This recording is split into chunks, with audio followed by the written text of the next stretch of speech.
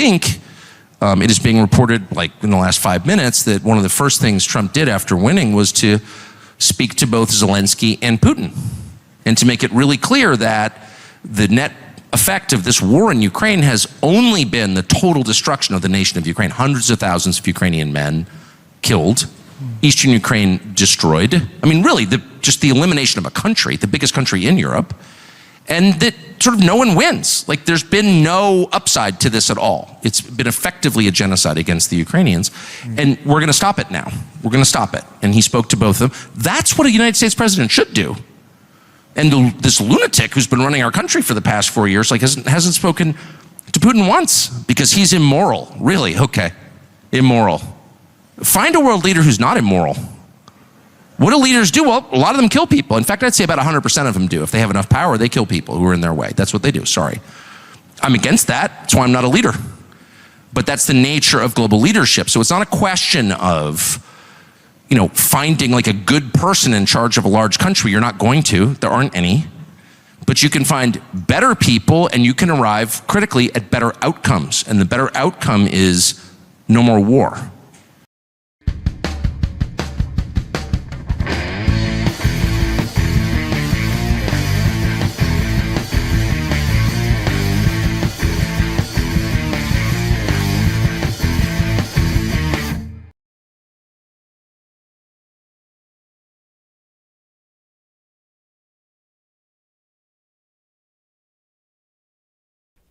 Hey, you guys. Sorry. Had a little bit of a incident, obviously, with, once again, I forgot to turn the volume off on the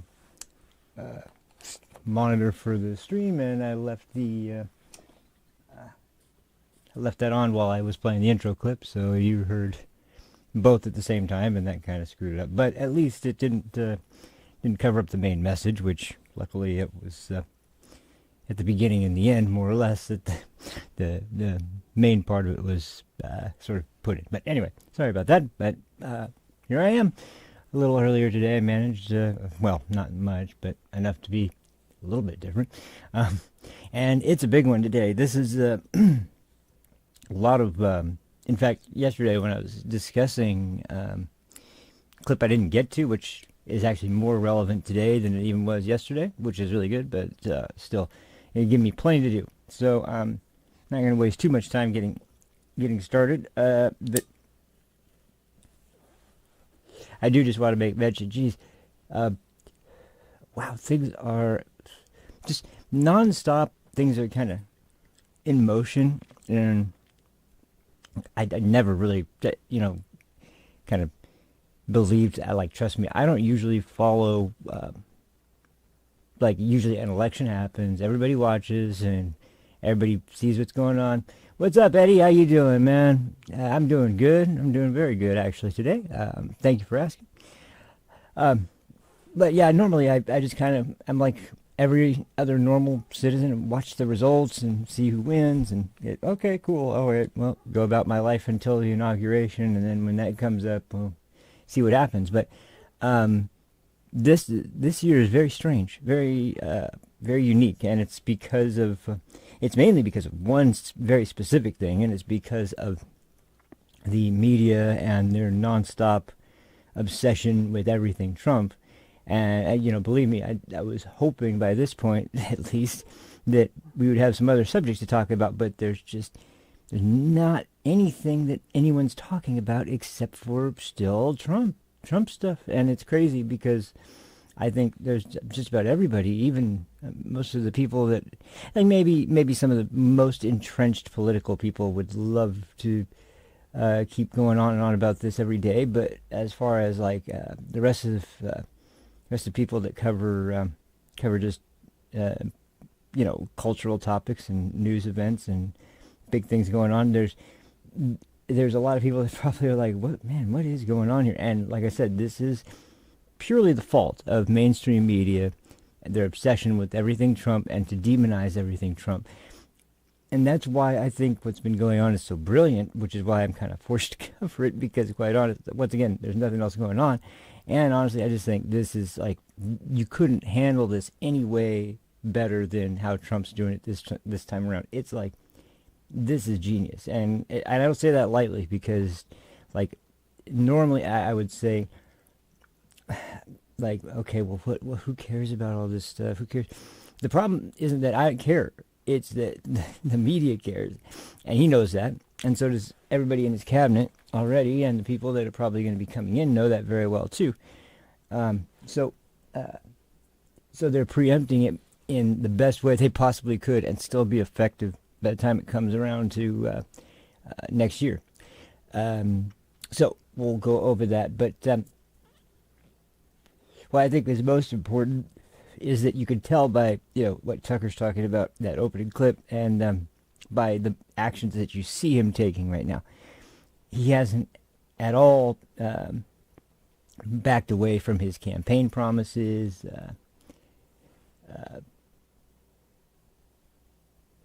Game streaming. I've been thinking about it, man.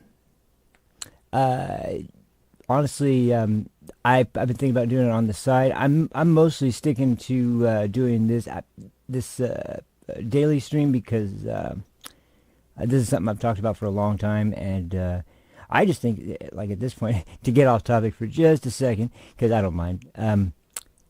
Honestly, like doing game streams is very like you have to already have a pretty strong, significant following first off to have any kind of chance of getting any kind of viewership, number one. And number two, you got to kind of follow gaming trends, and that's not exactly what I do. Like, the only thing that kind of worked for a little while at least was fighting games, just because I was actually entrenched in, the whole FGC and went to, like I said before, I went to a lot of fighting game events and both regional events and just locals and just for just fun events, and then actual events that are regional qualifiers for bigger events and shit. And honestly, like when I was doing fighting games, that was the one thing that had a fairly decent turnout all the time. But the problem there is, unfortunately, not really anything else other than the fact that I'm not really my let me put it this way. My biggest hang-on was Arc System Works. I was huge on BlazBlue. I loved Guilty Gear Xrd. And I love Under Night and some of the other stuff. There's no more BlazBlue. They haven't come out with a new one since Tag Battle, and that one was pretty garbage, in my opinion. I really did not like that game. I'm not at all a fan at all of,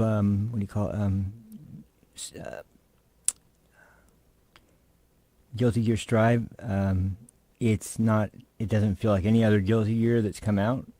I'd rather play Plus R than play Strive. I sometimes try to check in just to see, but I've decided at this point that their next new character they're going to release is Venom, and that was one of my mains back in since Plus R. If Venom is not all that great, then I'm done. Because I waited for Johnny, and then they had him like suck at first, and now he's like top tier, and everybody's playing him.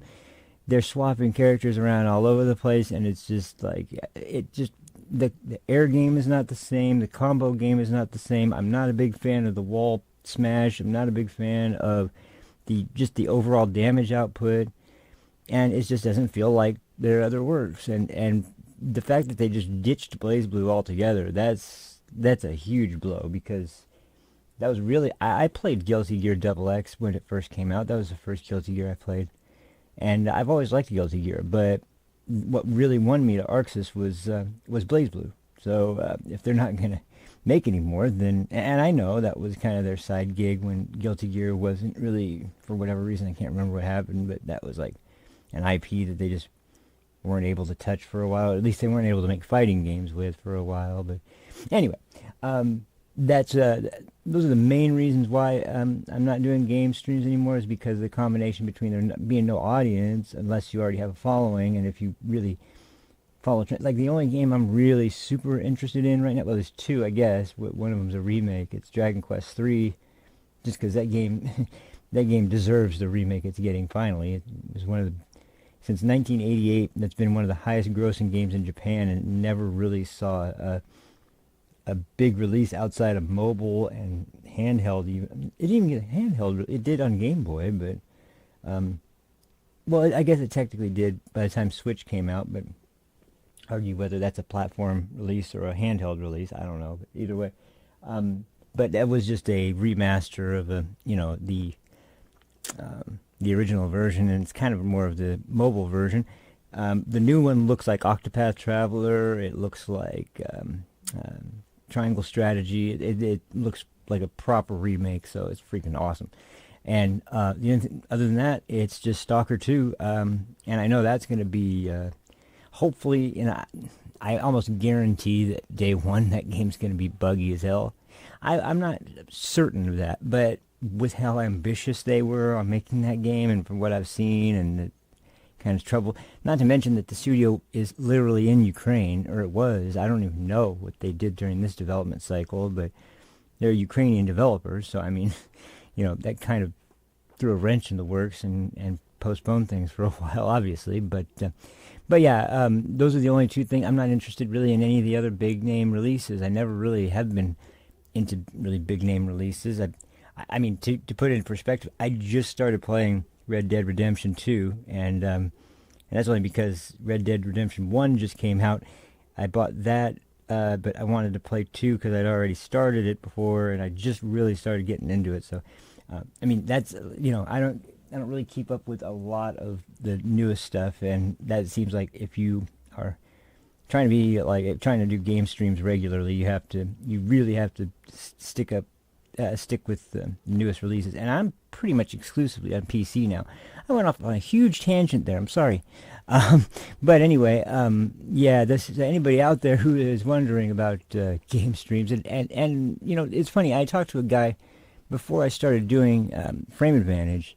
I talked about how I wanted to do this. I was thinking about hopefully heading towards like more of a podcast route eventually. And I do hopefully want to kind of turn this into an audio sort of podcast format eventually, but for now I'm just sticking with live streaming just to see what kind of because like I've said, after the first couple of weeks, this has been an amazing, like by comparison to game streaming, this is not even close. I'm already getting like probably 4 times the amount of people, and like I said, the numbers aren't even that big, but compared to game streams, like you get like 3 people an episode if I'm lucky on a game stream, where if I do this show, it's already getting at least double digits, at least. That's like so that's pretty much my main motivation for what I've done. Now, to be fair, I'm not ruling it out, and that's why I kind of left Sunday as a day that for now is kind of open,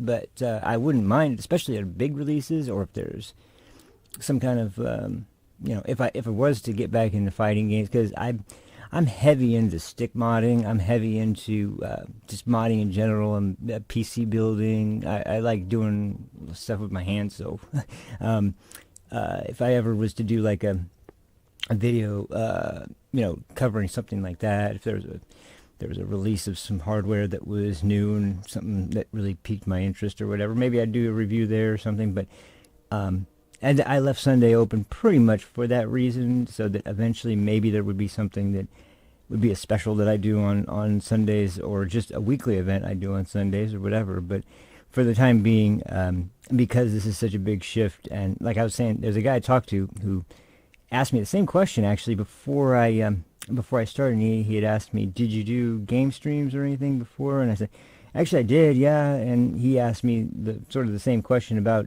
why don't. Is that how is that? Does that work out very well? And I was like, well, you got it. So it basically laid out the same thing I just laid out. And to be honest, like as much as I love gaming, I couldn't get like, and I think it's also partly because I'm not. You guys can already tell I'm bad at multitasking. Like I can't talk very much and be doing something else at the same time. It's.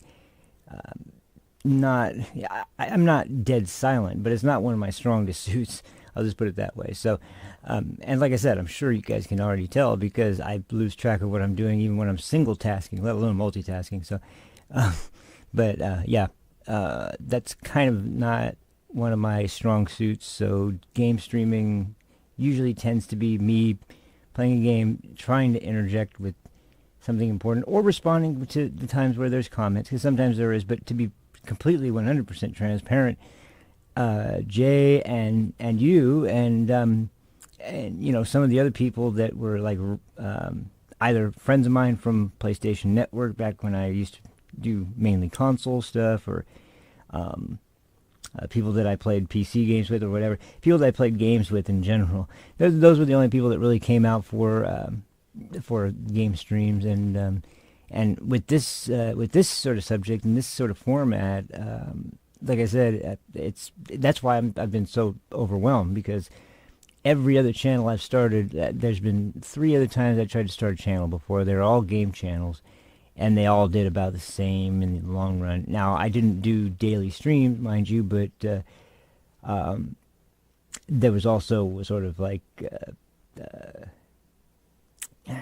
how do I put it? Ultimately, there was no motivation. Like, on the first couple streams that I've been doing Frame Advantage, there was already an incentive to keep going. Now, that might be because of Rumble, but I see even on Rumble, when it comes to game streams, they don't do nearly as big as cultural or political or news-related streams. So yeah, I'm comfortable where I'm at now, and I'm hopefully going to be able to add that to my repertoire, I guess, of stuff that I do, because I still do game regularly, and I still enjoy it, but I've been into all kinds of, like, even gunplay. Like I said the other day, I'm such a big nerd. I'm into all kinds of goofy stuff for a bunch of weebs. But anyway, no, I just I get into all kinds of stuff. And now, if you're down for playing something, anybody that watches, I'd love to play a game with anybody. I'm always down for a match of whatever it is that you play, Street Fighter 6 or Tekken 8 or whatever it might be. Yeah, as far as streaming, probably not going to be anytime in the immediate future, although it's not something I've ruled out either, so that's the long answer. So anyway, back to the subject today. Sorry about that long tangent there. I didn't expect, but you know what? Today we're going to go long anyway, so let's just drive it on. Back to today. So what's going on is there was an announcement yesterday, 2 announcements, well, one that was announcing 2 people. Elise Stefanik got named yesterday for the ambassador to the United Nations, she's the perfect pick there, because she doesn't take any, like, she's in the House of Representatives. Elise Stefanik doesn't take bullshit from anybody. Like, she's in fact, the viral clip of her was the one of I mentioned this the other day. I can't remember what I was talking about, but it was the Jewish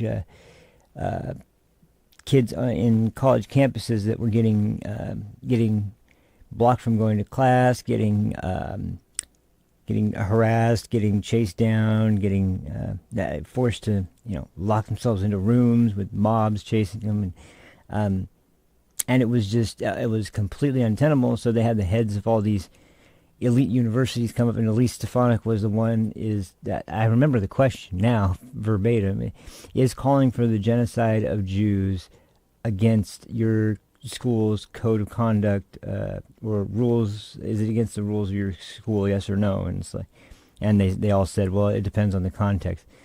And now I can say, like, okay, so calling for the genocide of Jews, I can't really think of too many cases where someone, especially speaking before Congress, is going to say that there would be a context at all where that would be permissible. But it wasn't letting them get away with that answer, and that was something that was really refreshing to see, because excuse me, that's just not something that usually conservatives would do. Now, this was after they had taken the majority, so they were able to be a little bit more aggressive with the questions. But to be fair, it was really something that kind of came up and was just everywhere. And I remember I can't believe Saturday Night Live would do this as trying to show Elise Stefanik being the unreasonable one. But they tried to act like she was just doing it for attention and the cameras, and that the heads of the universities were somehow these, average, normal people that were answering the questions totally reasonably by stating that it depends on the context of calling for genocide of Jewish people, that we would say that's against the rules. And that's why first what was it? There was Virginia Tech, I think, or was it? I know it was UPenn and Harvard, and then I can't remember the third one now. But anyway, all of them were like Ivy League schools, and one of them lost the job immediately. Then Claudine Gay, the most infamous one, was supposedly fired or supposedly had to quit. I don't remember exactly, but it wasn't like it was done. She still works for the school. She's still employed by the school, and they still more or less defended her after that situation. It was just they were getting so much heat for her being the president that they had to sort of step in and force her to step down, I guess. But the whole thing was so stupid. And of course, the campus tent the tent encampments continued in all the schools and even expanded in way more schools. And that was when, around the same time that people were reading Osama bin Laden's quote-unquote letter to America that he wrote after the 9/11 attacks, and you started seeing all these left-wing college students all coming out to address that, he has a point here. Some of this actually is not all that outrageous to believe. And wow, that was when kind of I think the country, like anybody that still had a head and brain that functioned, realized like, I don't know, these places, maybe there is something wrong. Gee, you think? But anyway, that was a really big wake-up call. And once again, Saturday Night Live to make Claudine Gay look like she was reasonable. They have the lady who's playing Elise Stefanik acting like a belligerent fool, and they have Claudine Gay's actress acting like super reasonable. Well, it depends on the context. Like, I watched the hearing. These people they knew they were backed into a corner. You could tell they were nervous. You could tell they didn't want to be having to answer this question. Damn, excuse me. But they had to at that point. It was kind of already on the table, and there hasn't been any kind of good reconciliation for that yet. There still hasn't been any kind of good reconciliation, except, once again, that I guess it's been, there's been the head of Hamas and the head of Hezbollah have both been taken out already by Israel, and whatever you think about the war that's going on there, you got to admit that at least having the leaders of those organizations be taken out is probably a good thing, at the very least. But it's really alarming that by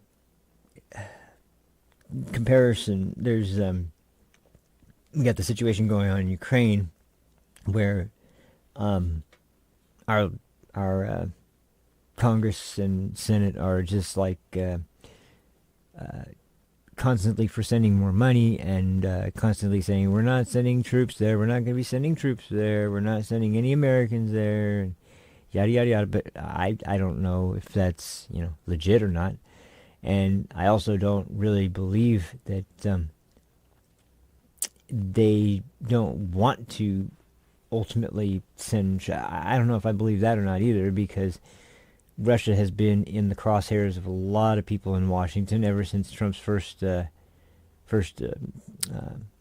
presidency, his first term, and that was just because they had to have somebody to blame for him beating Hillary Clinton, and it had to be Russian propaganda and them having colluded with the Trump campaign, which at this point we all know is completely false, but people still stick by this, and I don't know why. Anyway, but just to hear that early on, that he's not even president, and we've seen not just that, but European leaders. I think I mentioned this part yesterday. European leaders are starting to already pivot to prepare to start buying natural gas and their oil from the United States again, as opposed to Iran or Russia, which is exactly where we need to be. That was exactly where we were when Trump left office. And we also have countries around the world that were more or less getting prepared to, who knows what their ambitions were, but it seemed like it was all out, get as much as you can while the getting's good, and take whatever you can, because America is not going to intervene right now, and they're a mess right now. Nobody's in charge, and the guy who's supposed to be in charge hardly ever shows up, and when he does, it's a mess. And it's Lord, it was all just complete bad news. You already see them starting to, like, for example, with Putin, and I'll never forget this. I don't understand why there was always still this call that Putin was going to back Trump in this last election. I was like, yeah, sure, okay, yeah. And he actually came out first. This was back when Biden was still the nominee, and said that he preferred Biden to be. Of course he does. Why would he want Trump to be the next president? But then when it was Kamala, he came out and said he would prefer Kamala over Trump as well. Then as soon as Trump wins the election, he mentions that he respects Trump and he was a strong leader. He knows he'll be a strong leader again. It's like and they haven't stopped, the conflict, mind you, but there's at least been discussions to where they're sort of they're not at the points at the point they were at before, with the times where there's been really heated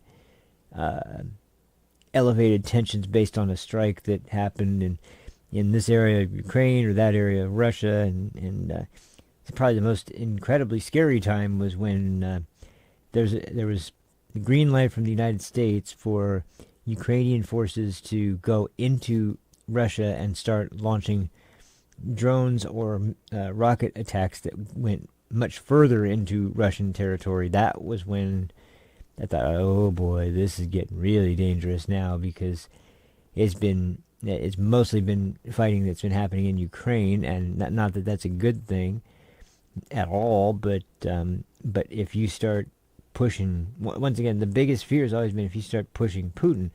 Now, the point that everyone was so delusional about was that you really think Ukraine is going to be able to actually take down the juggernaut that is Russia. Like, we're talking about one of the great global superpowers, and the global superpower in terms of sheer number of nuclear warheads, and that's not somebody you want to fuck with. Just to be blunt, that is not somebody you want to go around picking fights with. And Trump recognized that. In fact, one thing he's been consistent about is that he mentioned this really early on. He said, early on when he was a candidate the first time, he was going to go up and talk about the threat of nuclear war on the world itself, and a lot of the people in his campaign told him, no, don't even mention nuclear, and he was like, really? And as the story he's mentioned goes, he said their advice was, if you just don't go there, that's one thing we don't discuss. It's so unbelievably destructive that just talking about it gets people anxious, of course, and so we avoid the discussion of it unless we absolutely have to, and right now there's no reason to bring that up. Okay, all right. But it did give him the clue early on that, okay, well, when it comes to nuclear war and nuclear-based strikes, that's one area of discussion for any political figure, that you don't go there until you absolutely have to, like I say. And so that's what you want in a leader, somebody that is really able to recognize that what should be obvious to everybody, but nuclear is not a place that there was who was it Reagan said a nuclear war should never be fought, and it can never be won, or something like that. I think that was Reagan. Whoever it was, the wisdom was, of course, was spot on because look, you're not only destroying a huge chunk of the land of your enemy, or whoever that might be at the time, you're basically taking that land off the table for anybody and rendering it both uninhabitable and a complete wasteland of no resources whatsoever that anybody can use for generations. Not to mention the fallout being something that can travel based on global conditions and may move to who knows what surrounding areas. So based on water, based on wind, based on whatever that stuff seeps into, because there's been the topic raised in Josh Hawley, senator from Missouri. Yeah. There's been some schools in Missouri that have been discovered to have large traces of nuclear fallout and nuclear waste. And those schools, of course, have been evacuated, and they've had to fill them in by moving the classes into different facilities and different schools. But no one's done anything to the schools where all this, nuclear waste has been found. And now it's been like over a year, or maybe going on a year and a half, 2 years even, when I heard him first bring this up, and I doubt anybody has actually done something about it, because I haven't heard anyone but him mention it again. And it was on a floor speech in which he was just pointing out that the federal government, for all they say about wanting to protect America and defend its environments and its people, is like, don't seem to care about the nuclear danger from this freaking elementary school of all places. So it's just a mess. And anyway, so that's just about the nuclear situation. And of course, Trump has said since day one that he wants to. He knows Putin. He knows Zelensky. He is planning to end that war as soon as he gets into office. And along with the border, that's one of the things he's mentioned right away that he knows he'll be able to handle, and he thinks he will be able to handle within the first 24 to 48 hours or something like that. He'll be able to make a deal with both Putin and Zelensky, and people, of course, get angry at him because he admits that you're going to have to just accept the fact that Russia has claimed some more territory, and that you're not going to make a deal unless you acknowledge that land has been conquered. That land now belongs to Russia. Ukraine is going to have to forfeit that land. And as much as I understand the sentiment, that they got this by barging in. Yeah, they did. And what has the United Nations done? What has any military in Europe done? What has anyone done other than Ukraine and us giving them billions and billions of dollars? What else has happened to deter Russia from saying, no, this is we conquered this territory, it's ours? So another thing about Russia in terms of the way they view the Ukraine is that if you've seen, I talked about this once before, I think, but if you've seen the interview with Tucker and Putin, one thing that I once again, I think I mentioned this, it might have been in one of the early episodes though, where I didn't have volume very well, that one thing you gain from that interview is, however you might feel about Putin, in which obviously, no one is really going to be like, I'm pro Putin. No one, in the West is going to be like, I'm really pro Putin. But one thing you have to recognize is that whether he's right or wrong, whether his methods are, completely evil, or whether some people view them as liberating in some way, because believe me, a lot of people in Ukraine are far more pro-Russia than you might believe, especially after Zelensky started banning certain Christian denominations and going after the clergy and priests and anyone affiliated with those churches, the Russian Orthodox Church, and which was still practiced in Ukraine. Once you start doing that, you're going to drive some people away from you regardless, and of course, whose arms are going to be wide open to receive those people, but Putin and Russia as a whole. So, yeah, as far as those regions are going to have to go there, like, period. And as far as Ukraine goes, well, their biggest priority should be and should have been for a long, long time now that you've lost too many of your own citizens. It's time to discuss peace deal. The land that you've lost is not worth more lives of more Ukrainians. It's time to come to the table. Now, unfortunately, I don't believe that that there hasn't been some aspect of either the Biden administration or some other group of America's interest representatives who have essentially egged on Zelensky to not end the conflict, to not reach a deal. And if anybody remembers, when first of all, Zelensky was originally even elected with the help of the American government, by the way, but was elected in Ukraine's eyes because of his willingness to work with Russia to not get into any kind of conflict. They had already annexed Crimea, and they didn't want any more conflicts to erupt in the area.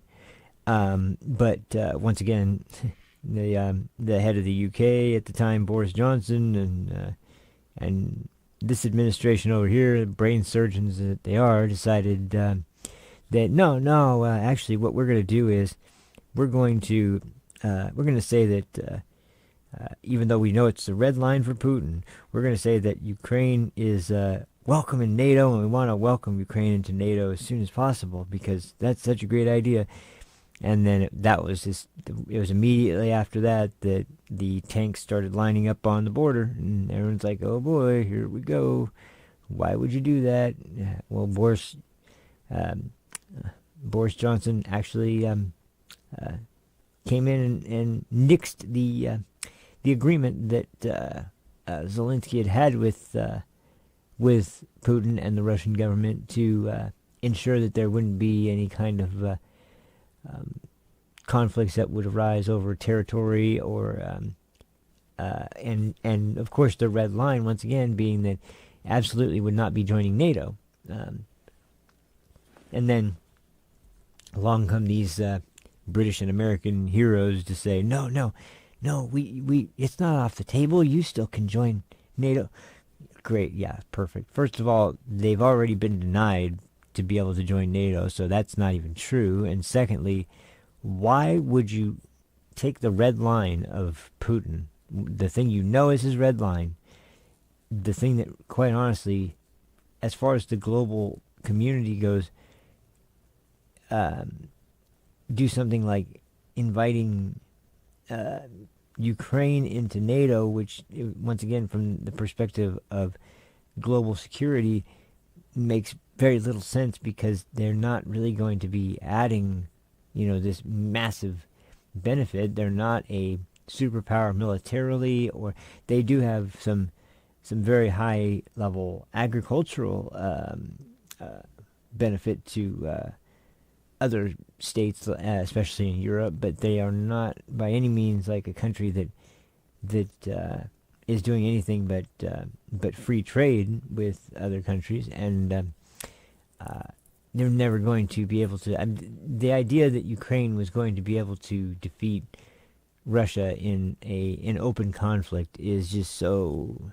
Because the ultimate question is even if you think that their military forces on the ground are going to be able to do something similar to like what Vietnamese did in the Vietnam War against the South Vietnamese and the Americans, even if you think that somehow, which this wasn't going to happen because just Ukraine is not like this, but even if you believe that they could wage some sort of guerrilla warfare style in a similar way with similar success that Vietnam was able to do in that conflict,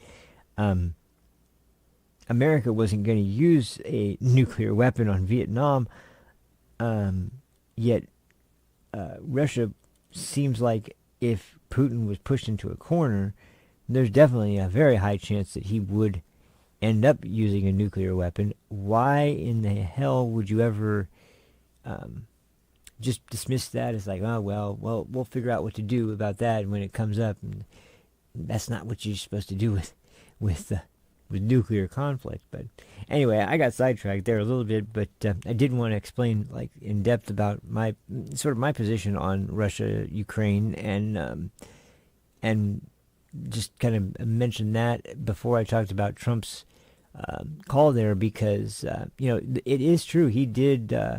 He wasn't afraid to talk to Putin. He wasn't afraid to talk to Xi. He wasn't afraid to even talk to Kim Jong-un in North Korea. And if you remember early on his first campaign, where he called him Little Rocket Man, which I'm sure that didn't go over well, but it was something that he dropped immediately when they visited North Korea, and there was for a regime like that to actually be able to reach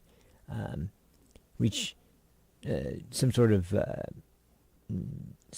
treaty or some sort of understanding, at least of avoiding conflict, especially since, once again, like Russia, they have a very large nuclear arsenal and a very strong military. That it's like, have you ever heard of Yeonmi Park, the woman who escaped North Korea and written several books about it, to actually give you a real picture of what goes on in North Korea and what its people have to live under? I mean, it's as bad as it gets as far as like think of maybe like the concentration camps right now, or the whatever you want to call them, in basically genocide going on in China against the Uyghur Muslims. Think about that, and think about a whole country that kind of treats its people kind of similarly to that, and you've got North Korea, which you'd never know that from as being an outsider, because in the few times that people have come from the West, or America in particular, to there's even a Vice documentary about this, and it's like the place tries to be when someone comes from the West to visit North Korea, which it's tough enough to get into the actual country. You can go to the DMZ on the South Korean side, but it's very, very, very restricted. And then when you get to if you're able to actually get into North Korea, usually have to be like smuggled in from China somehow. Then you're basically in a territory where you know the history, you know what they think of America, but they want to prove the rest of the world to be wrong, at least in the eyes of their own citizens, and want to paint the picture that we're gonna show these people from another country that we're not the place they portray us to be. There's plenty of food to go around. So they literally have these dining halls and these big buildings and these fancy hotels that have all this food and all of these really expensive looking, everything looks like it's brand new. It's probably because most of it hasn't even been used before, but they bring out food and more food and more food to kind of dispel the idea that look, there's plenty of food. It's like, yeah, I'm sure there's plenty of food here, but as Yeonmi Park has described, like, they grew up eating bugs and grasshoppers and things like that, because there literally is no food for the actual population of North Korea. It's incredible, but it's frightening to think about, and ultimately it's one of those things where no matter how much they try to make Trump, demonize him for visiting with people like that, as Tucker said, first of all, like the leaders in other countries are leaders for a reason, especially when they're adversarial nations. And they didn't get there by being super friendly and kissing babies on television. They got there by being the most ruthless and the most willing to do whatever it takes to make it to the top of those countries. So those people aren't playing around. Like they really mean business, and they don't accept any kind of. As a matter of fact, I remember, I think it was the Vice documentary. There was a guy who was their reporter who was standing in front of this big mural, and in both corners there was a photo of Kim Jong-il on one side and Kim Jong-un on the other side, and he accidentally just stood in the position for the photo in front of Kim Jong-un and his painted portrait, and their tour guide immediately jumped into the frame and said, no, you're standing in front of the great leader, no, get off, get out, get away, go, move over here. And they were just like, they were freaked out, and they moved and they got out, but they were still like, they were watching them the whole time. They wanted to give them footage of the video they'd taped before that, and they had, I mean, it was, they said that was the scariest part of the whole trip, and I believe them, because man, even just seeing what they were allowed to keep on film or had managed to hide on film, whatever it was, like it was a tense moment. And so like just standing in front of the portrait of the guy for a photo accidentally, that's so disrespectful that they almost are going to throw the whole game away just by doing that. So it's pretty intense. But imagine being a citizen. Like if you ever even stepped foot in that building, let alone stepped in front of the image of the great leader, then be in prison, getting tortured probably. So anyway, but my point was that like Trump goes and makes deals and treaties and agreements and all sorts of things with these leaders from around the world, and a lot of them very bad people. But I'd rather have treaties where we know there's not going to be conflict than not talking to them. And for all the criticism that Trump tries to remain an isolationist, he wants to run an isolationist government. No, he wants to run an independent America. There's a difference. There's a difference between being an isolationist, meaning you don't want to do anything without, with any other nation. You want to be completely self-reliant and not export anything, not import anything. You just want to be completely isolated. And then what Trump is trying to do, which is actually not only be somebody who, a country that has to buy all their resources and can't make a damn thing in your own country, especially when you're at a point where the world will have you basically right where they want you if you're reliant on every other nation on earth for everything that you need to survive as a country. And for a country as big and as populated as ours, that's a lot of resources, especially when we learned during COVID that, you get an incompetent transportation secretary like Pete Buttigieg, and you're going to end up with some, supply chain. Like we've never talked about supply chain issues before this administration. Then suddenly there's 8 boats waiting to unload their cargo in the port of was it Los Angeles, I think, or something.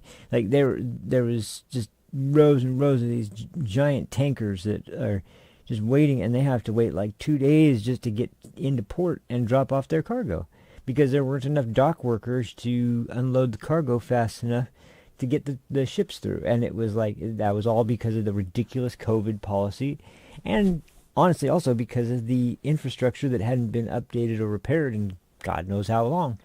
And once again, Pete Buttigieg, up until this administration, was most well known for not being able to fix potholes in his the country he was the state he was or city, I think he was mayor for. I don't think he wasn't even governor.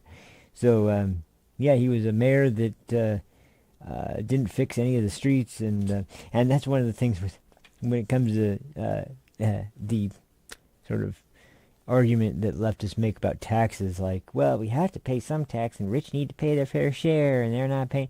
okay, well, and then they reference roads and bridges need to be up. It's like, yeah, they do, but here's the thing, like, if you guys wanted to repair the roads and bridges, you would have repaired the roads and bridges a long time ago. That's a fraction of the cost of what you're spending on things like Ukraine and things like, these ridiculous. And number one thing, this is why, at least the political class and the DC the DC crowd really hate Trump the most, is because.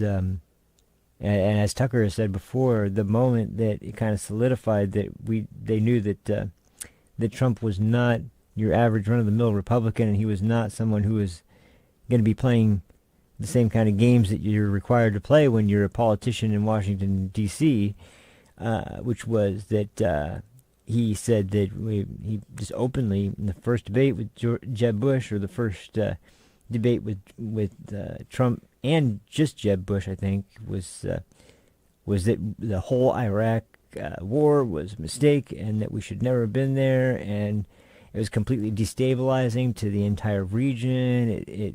It skewed the balance of power in favor of Iran.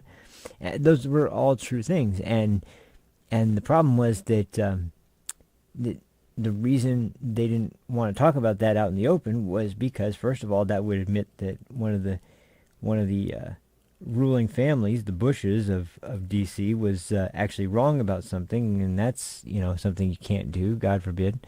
But the other reason was because if they wanted to, if they had any aspiration of going to war with another country in the region, they would have to deal with the fact that the first time around they lied about weapons of mass destruction, and they did nothing but harm the region more by removing the counterbalance to Iran that existed in Iraq. So it was just stupid moves, and blatantly stupid moves, but ones that you couldn't acknowledge if you were going to be a political figure in Washington at that time.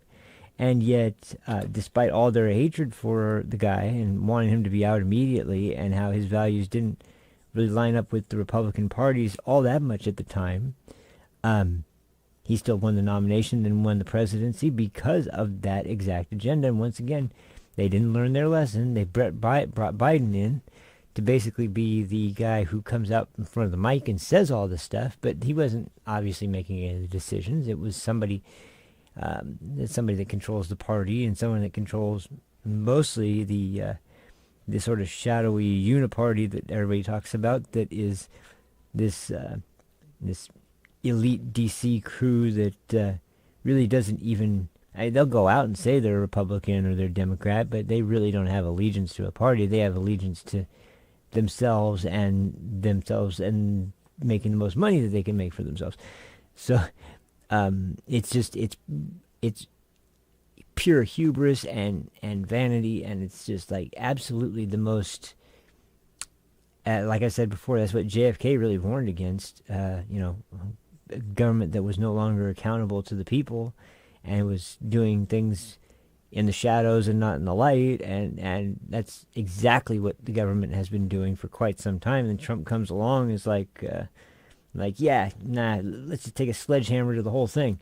And that's kind of what we need at this point. But anyway, so I started there because I'm sorry for the long lecture on that, but that's all leading up to what's been going on lately. Well, so we had those picks from yesterday. We had Tom Holman, and now we had Elise Stefanik. And the other one was Marco Rubio, who is the most noteworthy, which I'm sure if anybody's been hearing about appointments, they've heard about Marco Rubio being appointed to Secretary of State, which is, I think it's a great pick. I've always liked Marco Rubio. Comes from a Cuban family, migrated here. He's first generation, I believe, American. His family was, like I said, his parents immigrated, and this was around the time of, I think it was right after or right at the same time. I don't know exactly when it was, but the Mariel boat lift that came out during, what was it, Hugo Chavez, or no, Fidel Castro. Why did I say Hugo Chavez? wrong guy. Sorry. No, Fidel Castro. Castro essentially, who was leading a communist takeover of Cuba. Essentially, he was stating that anybody that wants to leave can leave Cuba, even if you're in our prisons or jails. This is the only chance you're going to have, though. Once this period is over, if you're here, you're living under the rules of this new Cuban government. And, some people couldn't make it, some people could, but the whole region's been a mess since then. And there was those recent protests, which Marco Rubio actually spoke up about while they were going on, that there were actual open protests in Cuba, which hadn't been seen in God knows how long. Of course, those things aren't met with some sort of message to calm down the masses in Cuba. It's met with straight force from the Cuban government, because they're not interested in what the population has to say about their grievances. They're interested in holding on to their power pretty much exclusively, and nothing more and nothing less. So there was something called the Mariel Boat Lift, which was the biggest exodus of individuals from Cuba during 1980, I think. And the boat had gang members, prisoners, murderers, rapists, and then it had regular Cuban citizens on it. You couldn't tell. This boat was packed.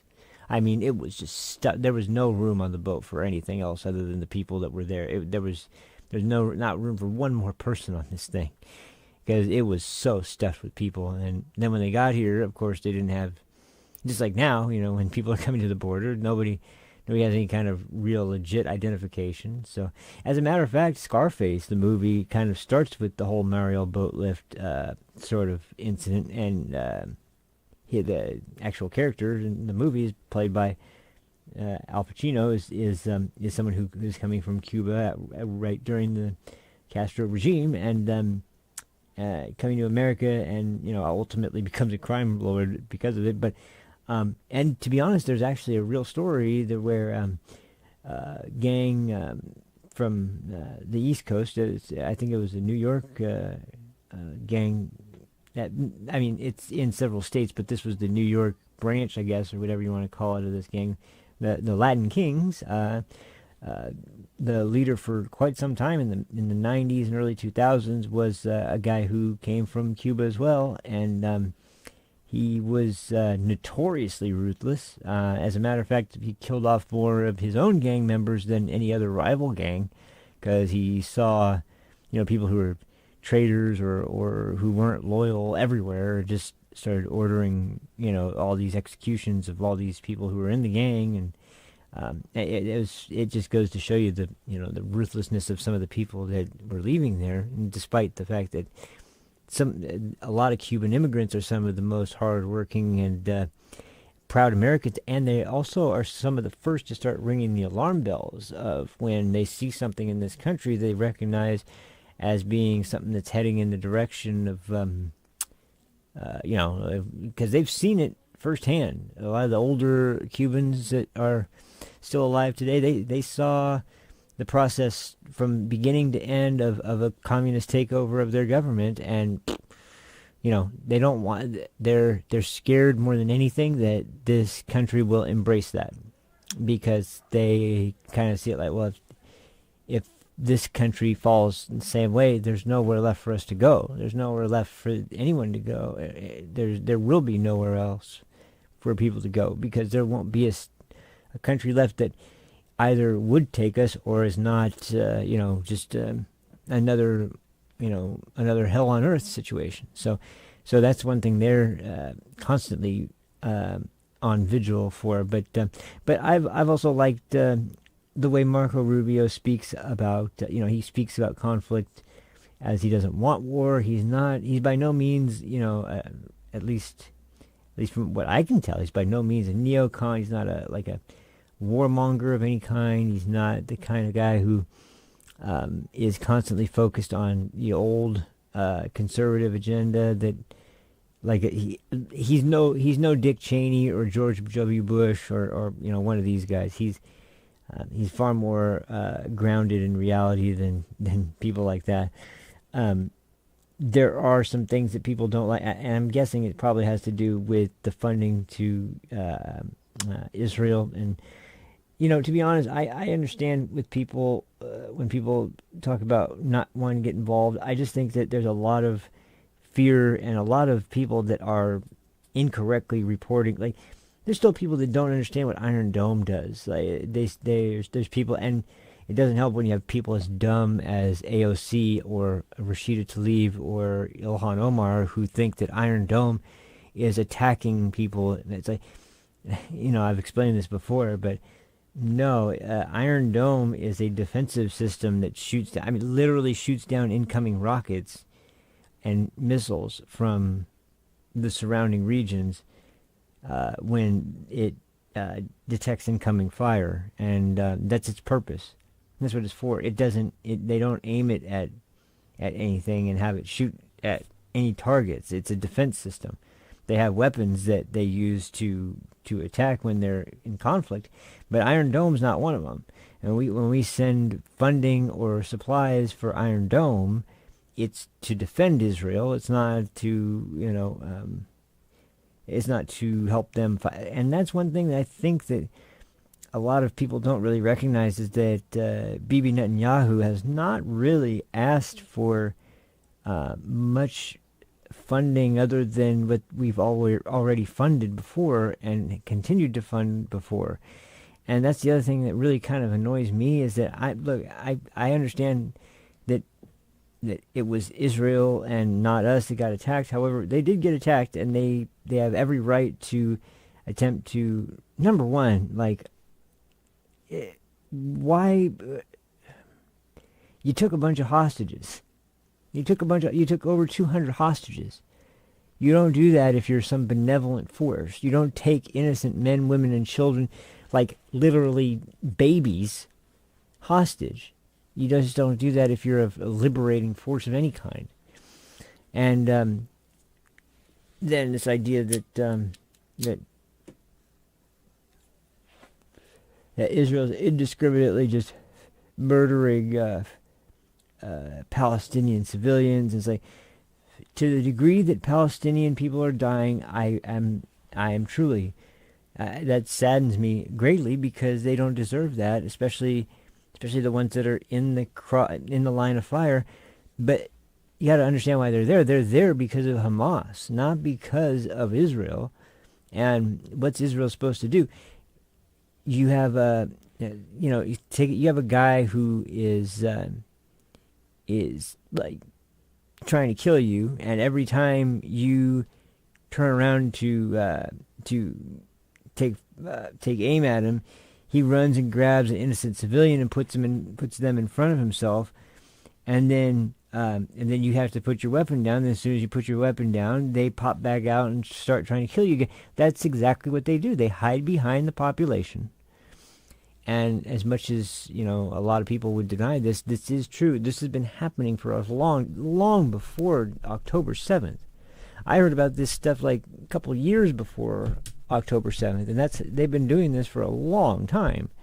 This kind of unprovoked rocket attack. Why do you think they have air raid sirens everywhere in Israel? Because there's always rockets coming in from Gaza and from like any other, Lebanon, from all of these other regions in the country, or in the region. And it's like I've said before, it's like Israel's this one country that's surrounded by enemy territories, and that's the reason they have Iron Dome. So it's an uncomfortable spot to be in. But if the hostages were released, and let's just say the hostages were released, and Hamas were just fled. Like, they just fled the area, and you couldn't tell what happened to them. They just disappeared. I almost guarantee that Israel would be forced to kind of call off the conflict, because if they can't find Hamas anymore, then they're not going to have any reason to. Now, maybe they'd be keeping an eye out, but I don't think they would be as open in conflict. The reason is that Hamas, Hezbollah, the Houthis, and Iran all are more interested in killing off as many people in Israel and potentially, hopefully, in their eyes, destroying the state of Israel and driving the Jews out entirely.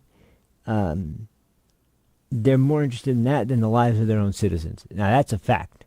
Unfortunately, that's just a reality. And the people that haven't come to grips with that and are still, super upset at Israel for not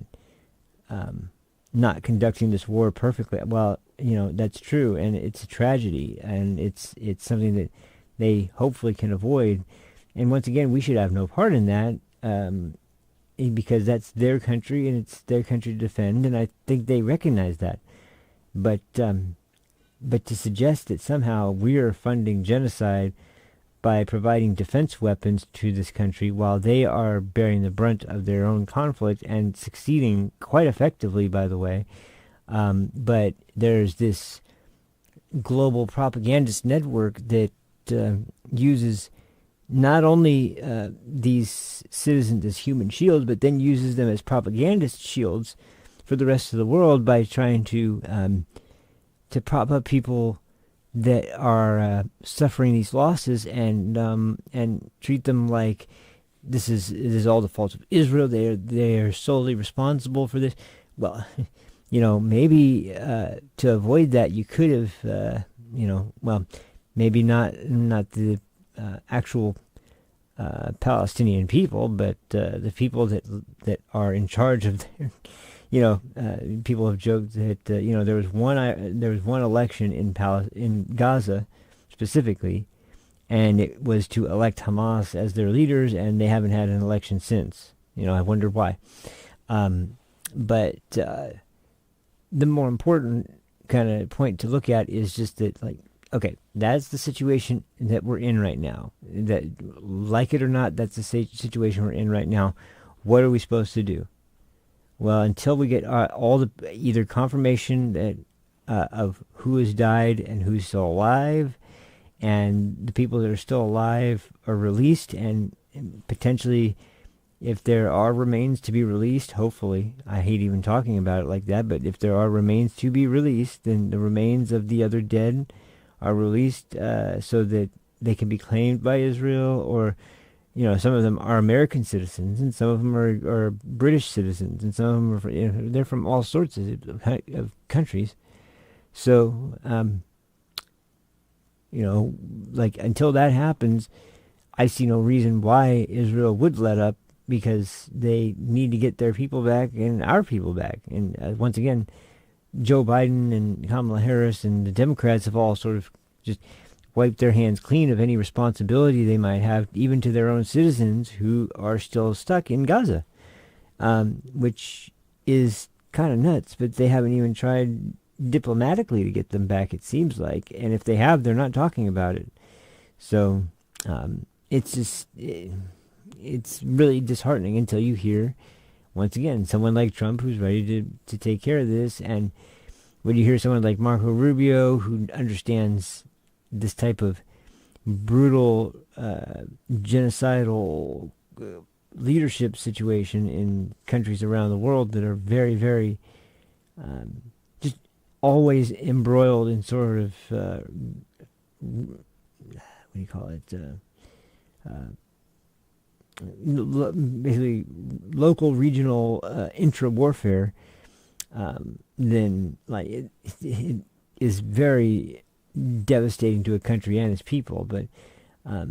But there's a bigger point I want to make, because this is really what I was going to try and get to. And here's the ultimate theme of what I'm going to kind of be talking about today. So yesterday we had the names we had released, especially Tom Holman. That was the big one yesterday, because of course the left hates him because of the quote unquote family separation policy, which I talked at great length about, and won't do that again. But that's why they really hate Tom Holman. they don't like, they definitely don't like Elise Stefanik, and they don't like Marco Rubio for many reasons as well. And what is really interesting, though, is not that, because some people have been kind of opposed to certain people he's selected to be on his cabinet. Now, I've heard even Eric Trump come out and discuss how he actually really likes Marco Rubio. He likes his, he thinks he's a very, very important voice. He's someone that has stuck up for Trump quite a bit. He's somebody that has been very vocal, even in the Senate, for a long time about Trump. I don't think he. I remember him being close to trying to. It may have been that he was like somebody who also was alongside Ted Cruz on the day of the certification in 2021, who was going to also raise an objection to the certification. But like, because Mitch McConnell wanted to move things on as fast as he did and get past all this, because after the quote unquote insurrection, they were no longer interested in actually trying to push for a recount or to actually have the election results be challenged at all. They were just like, okay, this is a bad look for us. We need to just get out of this situation as fast as possible, throw Donald Trump under the bus, and we're good to go. So I know he went into it thinking that he was going to, say his piece on why he didn't think we should certify the election. But since Ted Cruz went first, and it was obviously just something that was just buried, there was obviously no chance that anybody was going to be able to change anyone's mind on this situation. Which, once again, is such a freaking shitty state of affairs. But anyway, so where is everything at? Well, here's what I think. Now, as I mentioned at the very beginning, I'm not somebody who usually is paying much attention to the transition of an administration and who they're picking for their cabinet, and because I honestly wouldn't really know in a lot of cases who the candidate is and what they've done in their history and where their loyalties are or anything like that. I was never that entrenched in the political scene to really know, but I'm much more knowledgeable now because of how much, how deep under the skin the corporate media and leftist in government in D.C. have completely just kind of been like hard line. You want to talk about a red line? Like, their red line's been Trump, like, for everything. It's like, I'll accept anything, even things I don't agree with. Well, I take that back. Abortion was their red line as well, and they kind of didn't get what they wanted there, even though, like, I heard an argument the other day with that scumbag Sam Cedar and Tim Pool, and Tim Pool, he was all right, but he didn't mention some of the things that I would have. Maybe I'll do that at some point. I think I could, because I could make a pretty strong argument, I think, that is also sort of along the same lines as Tim's, where I still have the tendency to lean pro-choice up to a certain point. I have a little bit more of an earlier line, not by much, but I also hold the same sort of position overall, that after a certain amount of time passes, then there's a point where it's just flat out murder. There's no other way to describe it. But there's points where I think that you can still make the argument that and it's not because of the sort of parallels that the right hardline abortion pro-life sort of advocates will make, where it's a viable human being, a human child. It's not really viability that I'm sort of looking at, and it's also not whether it is a life, quote unquote. But I better not get into that right now. That'd be a whole nother discussion. Anyway, of course, Sam Cedar starts throwing out doing what leftists do, hypotheticals and more hypotheticals stacked on other hypotheticals, and that's just where his whole argument is, and he uses that to call Tim Pool disgusting and yada yada. But the point was that what was that in reference to? There was something I was referencing by that.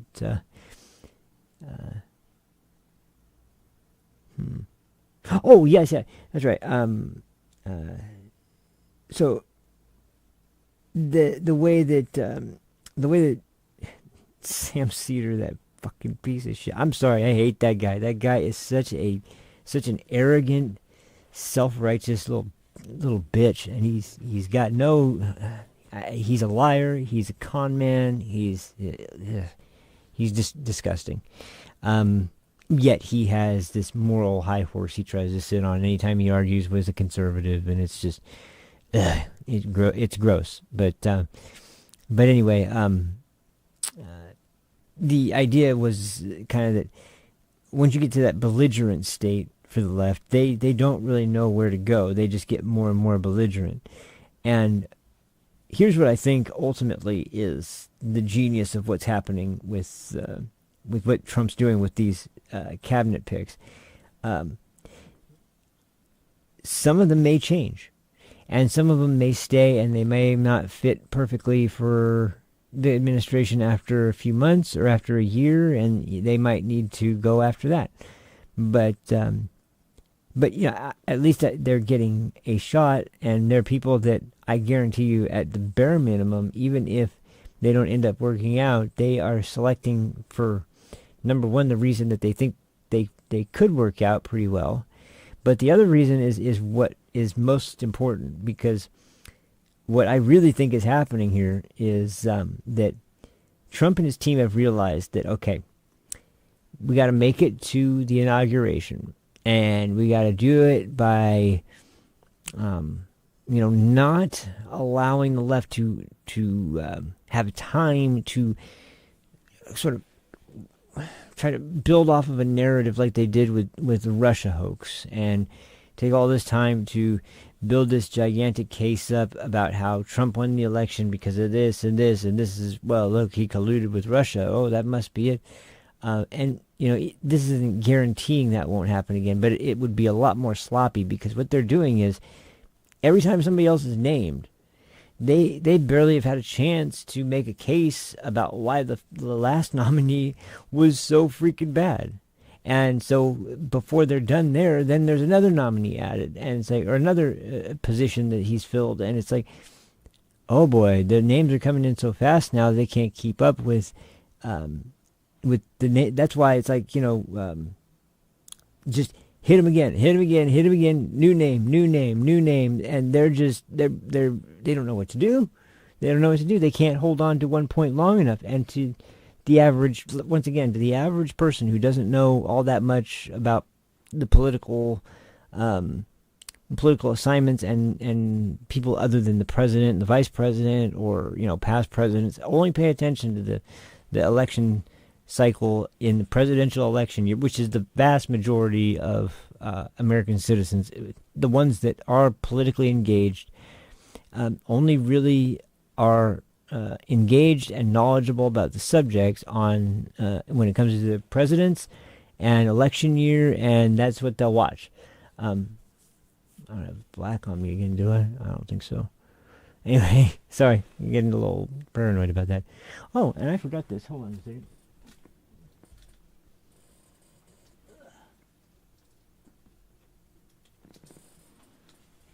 There. That's much better. Okay. A little late, but oh well. So what I think they're doing is they're just they're keeping them so like scatterbrained all over the place that they can't focus on anybody. And by the time we get around to the inauguration, it'll make it so much easier for the transition of Trump to actually get in and start working right away. That much easier, because they won't have time to do all this in-depth opposition research and whatever else they need to do to just constantly find ways to make an argument about how all these people are just terrible and deplorable and horrible candidates. And so if Trump keeps this up, and he won't be able to do this every single day, but the point being that this is a nightmare for them, because it's not just Trump anymore. Now they've got Tom Holman to worry about. Now they got Elise Stefanik to worry about. Now they got Marco Rubio to worry about, and whoever else. And they already had Elon Musk, and they had RFK Jr. and Tulsi Gabbard and Vivek Ramaswamy, and and they hate Tucker Carlson, and they hate everybody that's around Trump, whether they're in the administration or not. These are people they all hate, and even people that are not in the administration, but. I've talked about how much I actually really like Mike Lee, the senator from Utah.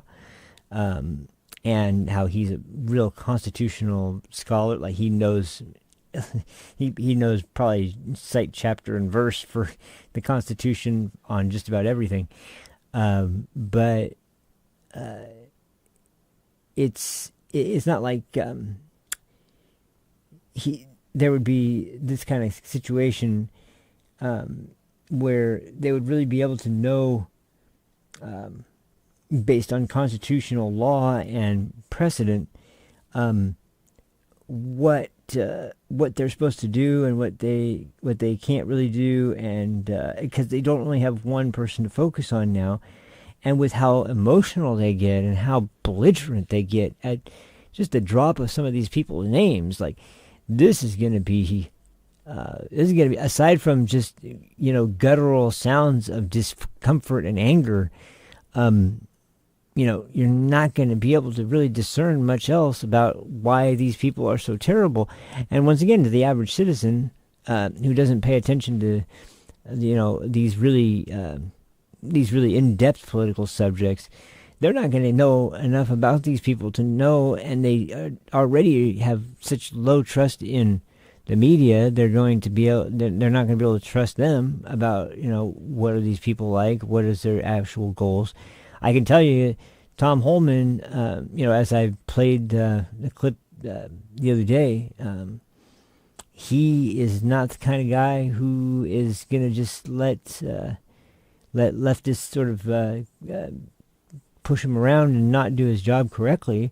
He's far more concerned. Once again, I heard him talk yesterday, and once again, he's more focused on finding the 350,000 children that were lost by the administration, too busy chasing down the 11,000 murderers that we know of that were let in by this administration. It's 11,000 people that just, after we let them in, we actually confirmed, by the way, that guy was a murderer, multi-murderer, as a matter of fact, in his home country, and yeah, he's out there, so might want to keep an eye out. It's just a joke. It would be a joke if it wasn't so frightening and depressing that's your government at work. But that's what its focus is. I can tell you that. And then you get into the weeds. I heard this interview with him where they're trying to one-up him by trying to say, well, how exactly would you go about doing these mass deportations? And he kept trying to explain, well, we're going to be focused on first removing the most dangerous people that we know about. It's like, well, how would you do that? It's like, bitch, come on. Like, you think that they don't have... It's the FBI and Department of Homeland Security you're talking about here. They found everybody that was just standing on the lawn on January 6th. You think they can't find these people? You really think that the people that, because I guarantee you it's at bare minimum, you gave most of these people a cell phone. Some of them had to have used it at least a little bit. You got to have some kind of clue about where these people went. Some of them might be still using it today. Who knows? Their government sure as hell doesn't have the infrastructure in place to be able to, track GPS data to the extent that the American government does and our law enforcement does. So, it's just, it's like, what exactly is it that you think is going to be this huge hurdle? Because there wouldn't be all these sanctuary states coming out and opposing ICE and opposing ICE deportations and making sure that when ICE is conducting an investigation in an area that they literally warn the illegals before they're coming in to make sure that they have a safe place to stay before the Gestapo comes after them.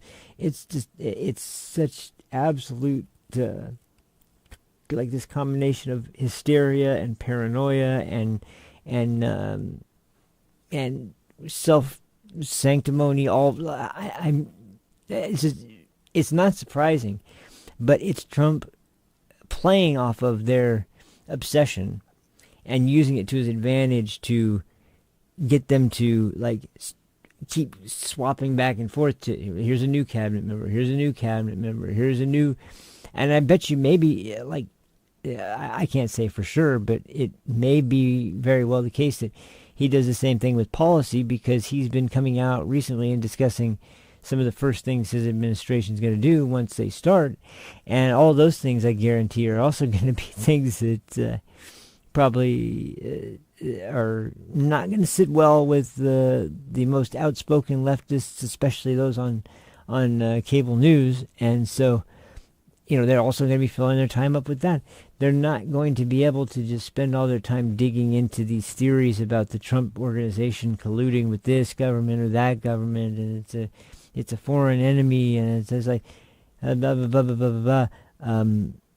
Because hey, they didn't have time to do it with the Bidens. They didn't have time to do it with the Biden, Hunter Biden, or Joe Biden, to find out who the big guy was, or to find out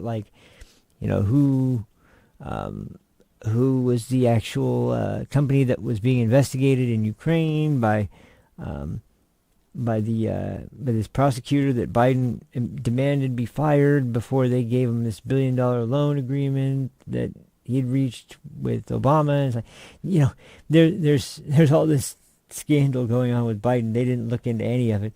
Trump's coming in. They have these incredible theories based on shoddy American testimony and a British spy that is completely what's the word?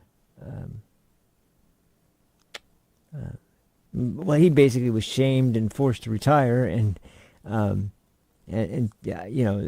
heard this guy speak. He really thinks he's hot shit. He really thinks something of himself. But I mean, I heard him speak. He wasn't all that impressive, to be honest. But yeah, the Steele dossier, the Christopher Steele, the dude is he's a little weird. Little. That's definitely an understatement. But he's not a very honest sounding guy. I'll just tell you that much.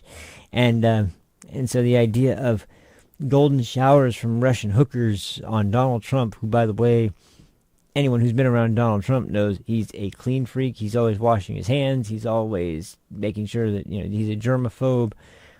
Yeah, Russian hookers are giving him golden showers in Moscow. I'm sure that's exactly what Trump would be doing. Jeez. So anyway, I don't come without clips, though. I come with a few clips because I thought that these would be pretty demonstrative. And the second one is this other reason that was yesterday. I was going to talk about this, but in the context of what I was just talking about with the nominees that are being pumped out, I think it's a much better argument now because you can add another layer to why this makes sense. But before I get to that, I do want to play one other clip, which is kind of it's a much better description than I was able to give, I think. This is Dan Bongino this morning discussing exactly what I was just trying to explain right there, and what he thinks these appointments are kind of going to cause amongst especially the mainstream media. So let me pull up this clip real quick, and then we'll get started there. And then after that, I'm going to go into a longer clip. This was the one from yesterday with Vivek and Tucker about the ultimate goal, I think. And I think this really is the ultimate goal, because when you think about ultimate point of Trump's administration and goals that he's put out, the biggest things, well, build the wall is one of them, but the other one is drain the swamp. Those are the two kind of slogan-like promises that were made. And the wall, that's one thing, especially with how much progress has already been made and the concessions that the left has had to make at this point, that the border, they have to lie and say that they are for, border control, but they don't really want to build a wall. They're just saying that they would not be against the wall because they wanted people to vote for them. It doesn't really have to do with the fact that they've just seen the light all of a sudden on border protection. But the drain the swamp part, that's the one that up until now has been way more like, well, how's he going to do that? What's he going to actually do, and how's he going to do it? Well, the one advantage that everybody has mentioned up until this point, which is definitely true, is that this time around, unlike last time, he's actually spent far more time in D.C. He's spent far more time with the individuals that he's going to be working around, and this time he knows a lot more about the way D.C. works, who you can definitely not trust, and people that are more safe to trust, and especially, he knows their strengths and weaknesses. He knows what they kind of fall victim to in their own way, and that's the thing about Trump too. He's not just somebody who you can figure out his weaknesses and fool him every time, because believe me, he's going to also be sort of prodding and poking to find out where this guy's weak spots are too. So you can't count him out. You can't count him out in that regard either. But anyway, let's get to this clip real quick. This is Dan Bongino from earlier today on his show on Rumble, discussing the same thing I was talking about. Let's get this going. This is the first clip, too. I forgot to full screen, but I think you guys won't mind. So, okay, here we go. I think I'm going to turn the volume down on this a little bit.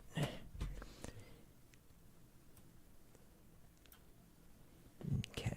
All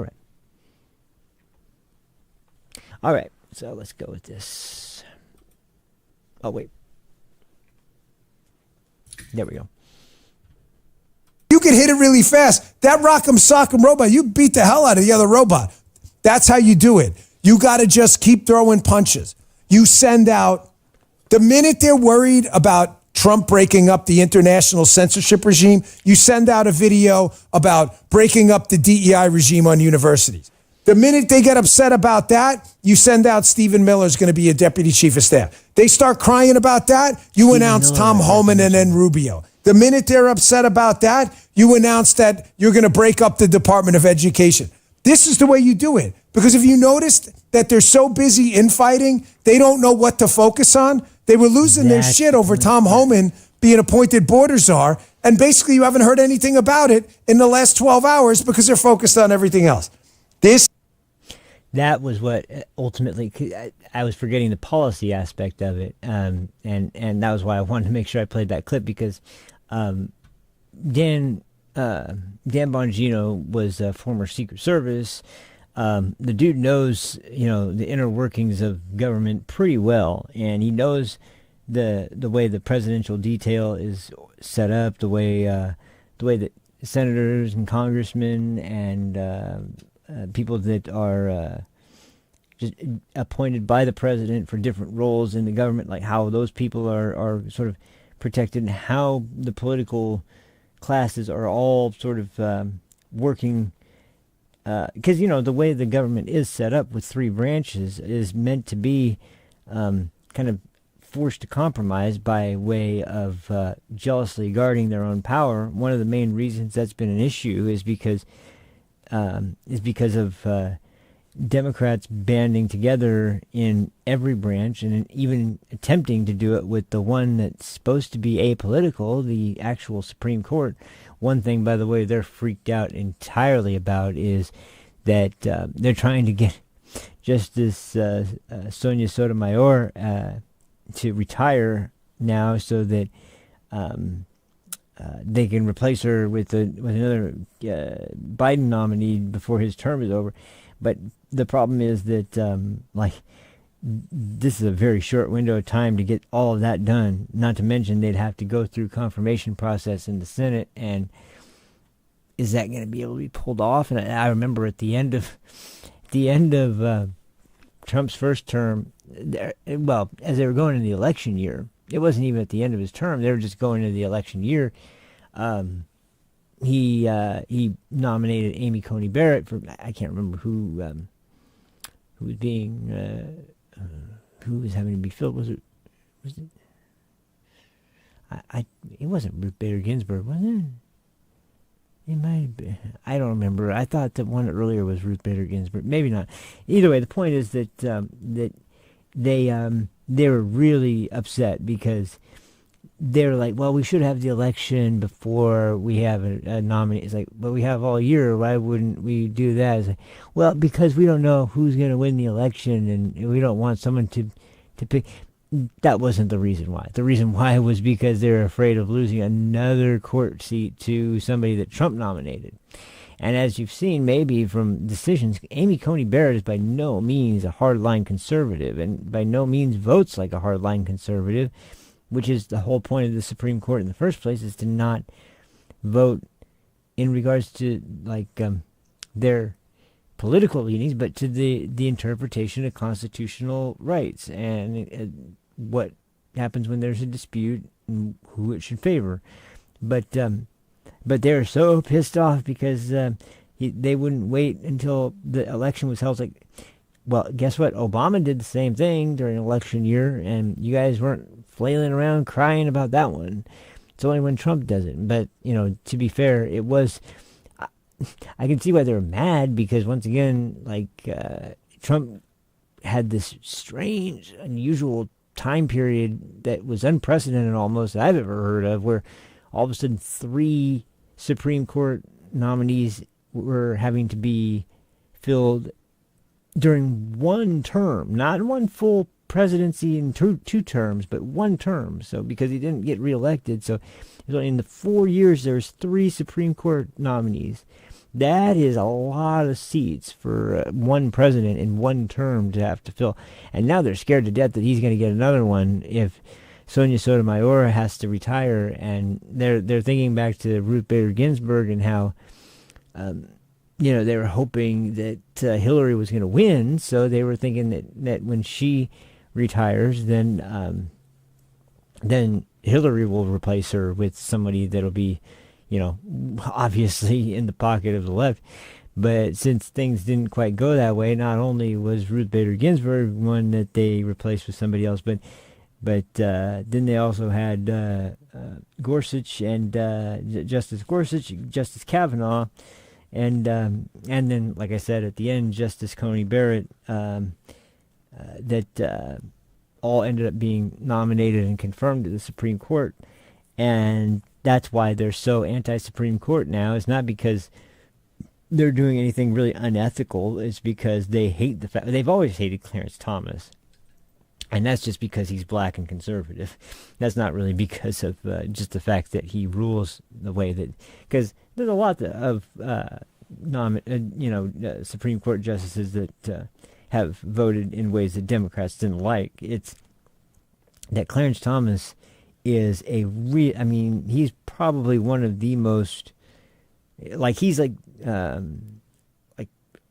take Mike Lee and then, elevate that by times 5 or something like that. And then add in the sort of prestige of a Supreme Court justice. And that's Clarence Thomas, except he's black and conservative and he is not ashamed of that. It's like Thomas Sowell does a lot of speaking about this topic, as does Larry Elder, about black conservatives and how they are despised maybe more than any other, maybe more than white men and who are conservative, because black men that are conservative are considered traitors on both levels, to their race and to the party. It's and it's so sick, but at the same time you can't help but laugh because it gives away the game right away. You don't give a shit about black people. You give a shit about black people who do exactly what you tell them to do. That's all you care about. But anyway, so now that the framework's out there, this is the clip from yesterday. I'm going to get to that now because ultimately, what is the goal? Once again, drain the swamp. Well, how do you do that when it seems like these government agencies have an endless amount of power, an endless amount of actual pull of the sort of behind the scenes sorts of levers that nobody is able to actually know anything about until it's too late, and they are essentially always protected by way of being government employees. You can't fire them unless apparently maybe if they were not taking the COVID shot during the pandemic, then maybe you could fire them. But aside from that, like, what do you do? Well, this is Vivek and Tucker Carlson, and Vivek's discussing what he thinks the ultimate sort of goal of what Trump's trying to do this term, and how he plans to do it. So this is this clip right here. Let's go ahead and, because this one's about 5.5 minutes, so this will take a little bit of time, but let's play this one. So the one difference is, first of all, we have a president who I think has the spine to actually step up and do it. But the second thing is we actually have not to get too, in the weeds here, but we actually have a legal landscape with the current Supreme Court that allows us to do what couldn't have been done in the last half century. But they have a moral right to work from home 10 hours a week at our expense at a far higher wage than the average American. Oh, absolutely. So the funny thing is, but they have a moral right. You can't complain about it. You actually brought up a really interesting dimension of this. If you literally just mandated that they have to actually show up to work Monday through Friday, I know, radical idea. They don't go to work. Actually, a good number of them would quit that way. Right. That step alone. So you don't even have to talk about, you want a mass firing, a mass exodus. Just tell them they have to come back 5 days a week from 8 p.m. to 6 p.m. Like most Americans who work hard to earn a living in this country. Just show up physically to work. You'd actually have about a 25% thinning out of the federal bureaucracy right there. So that's an easy first step. Next step is, so the Supreme Court, what they've laid out right now is they've basically said, in so many words, that most federal regulations are unconstitutional. Close to, in so many words, that's what they've said. If Congress didn't pass it, right? So the basic principle here is the people we elect to run the government should run the government. That's not the case today. The people who write most of the rules were never elected to their positions. And the Congress makes the laws. That's what the Constitution says. That's what the Constitution says, but that's not exactly how it works today. And the Supreme Court, thankfully, has had a major problem with that. So there was this case, West Virginia versus EPA 2 years ago. There was this Loper-Bright case that came down this year that overturned this horrific doctrine called Chevron deference, which said that the courts have to defer to the agency's judgments on what the law actually says. The Supreme Court's torn all of that to shreds. And basically what they've said is, if it's a major question, if it's something that affects people's lives economically or relates to a major political issue, it cannot be written into existence by somebody who is not elected to office or who can't be voted out of office. It has to be done by the people who are elected to write the laws. Just to pause right there, I want to touch on that because that's been something that I heard about, and I had a huge problem when I heard about this. Chevron doctrine has been in place for a decent amount of time now, to the point that it was starting to finally get some attention for how much damage it was doing. And when you hear people ask, and if you want to answer, you got it right here. When you hear people ask consistently about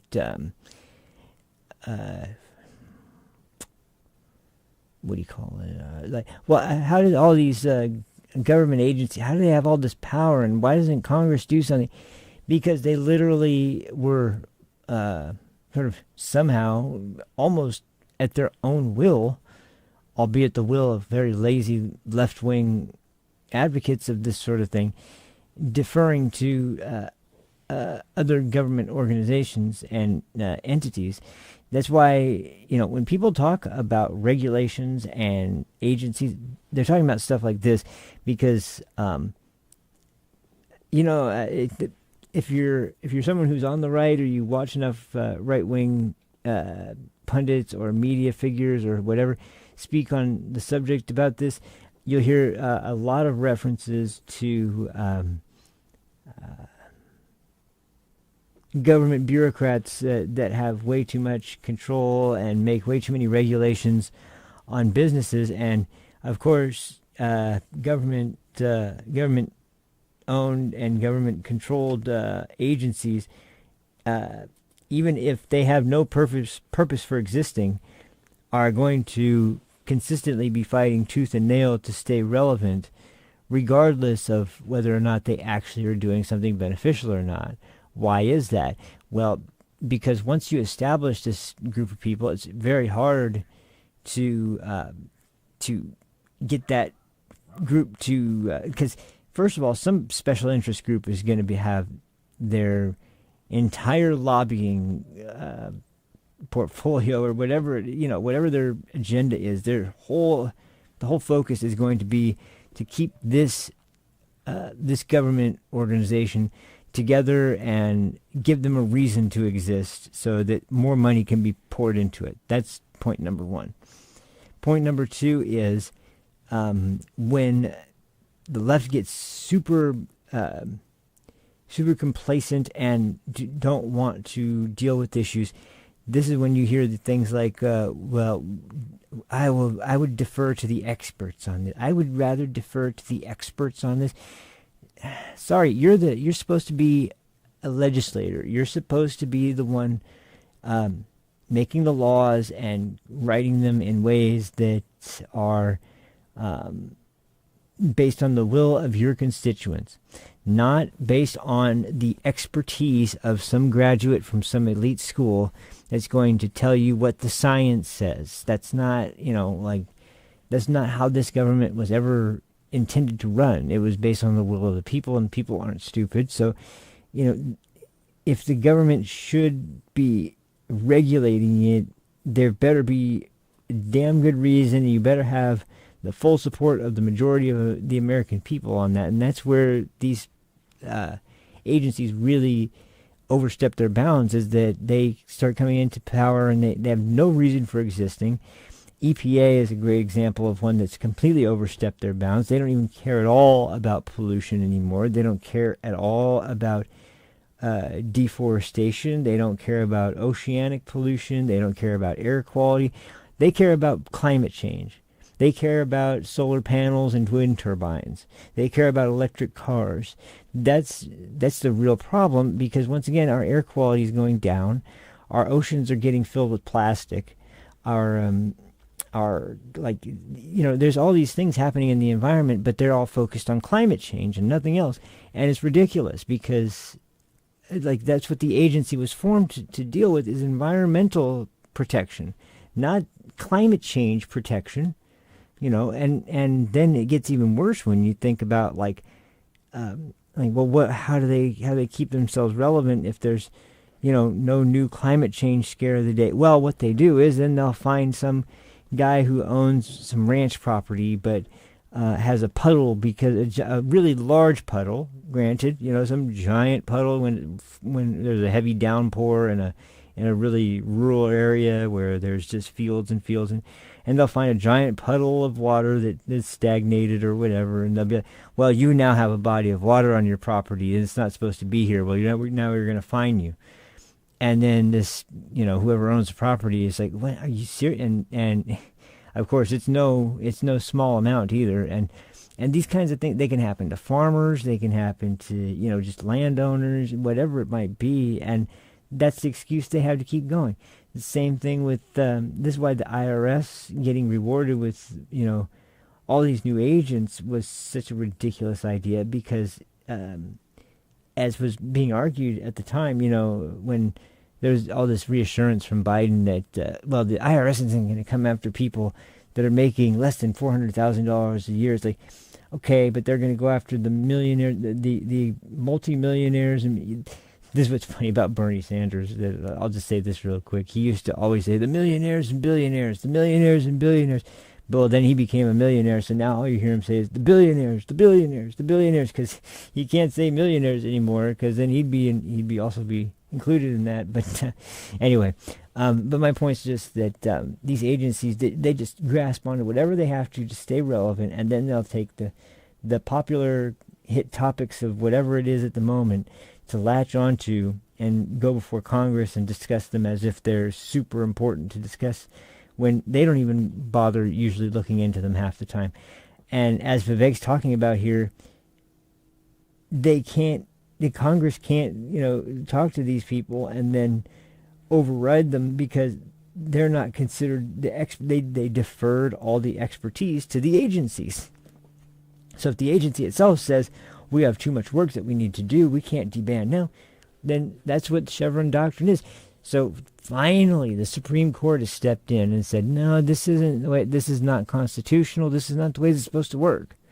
The American people are allowed to be wrong with what they desire, and they have a chance to make up for that when something is voted on again. But you can't just take these people who are not voted on, not elected to office, but just assigned by Congress or just assigned by the president to fill these agencies, and they have no name and no face to the population. They have no accountability to the public.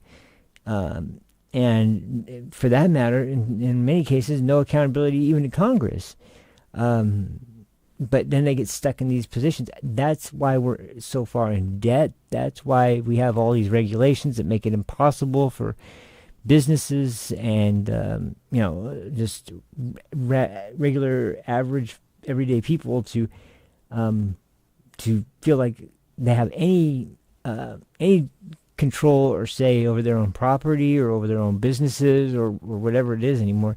And it's different depending on the state. Some states are far better than others, but regardless of whatever state, then there's still federal that you always have to worry about. And, they're starting to really, especially with Donald Trump, the first presidency, they really recognize, oh, this guy's not going to do us any favors. And that's why a lot of people were worried. A lot of people were really worried that someone's going to come in and just crush him. And that's why the idea of the election being too big to rig was floated as something very important to make sure that we can't trust the left. We can't trust the election to be on the level unless it's such an overwhelming blowout that there's no way they can claim that there was any shenanigans or anything like that pulled. So anyway, I just wanted to clarify that about Chevron doctrine because there's another one that I'm not going to go into it now, but at some point I'll probably reference it.